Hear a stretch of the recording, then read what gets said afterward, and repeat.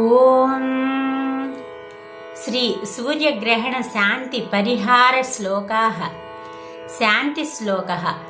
ఇంద్రో నలో దండధరశ్చ రక్షః ప్రాచేతసో వాయుకుబేర సర్వాః మజ్జన్మరుక్షే మమ రాశి సంఖ్యే సూర్యోపరాగం శమయంతు సర్వే.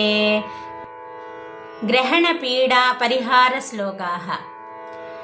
योऽसौः वज्रधरो देवः आदित्यानां प्रभुर्मतः सहस्रनयनश्चक्रः ग्रहपीडां व्यपोहतु मुखं यः सर्वदेवानां सप्तार्चिरमितद्युतिः चन्द्रसूर्योपरागोस्थाम् अग्निः पीडां व्यपोहतु यः कर्मसाक्षी लोकानां यमौ महिषवाहनः चन्द्रसूर्योपरागोस्तां ग्रहपीडां व्यपोहतु रक्षो गणाधिपः साक्षात् प्रलयानलसन्निभः उग्रः करालो निर्वृतिः ग्रहपीडां व्यपोहतु नागपासधरो देव सदा मकरवाहनः वरुणो जललोकेशो ग्रहपीडां ह्यपोहतु यः प्राणरूपो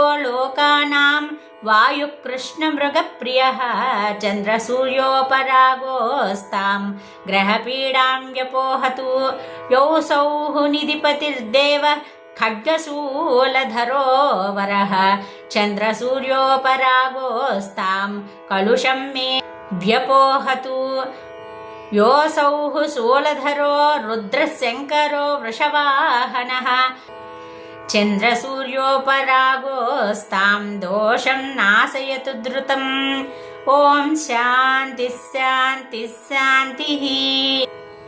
ఈ సూర్యగ్రహణం రోజు సూర్యగ్రహణ శాంతి పరిహార శ్లోకాలు గనుక మనం విన్నట్లయితే ఈ గ్రహాల వల్ల ఈ గ్రహణ దోషాలన్నీ కూడా పరిహారం అవుతాయి.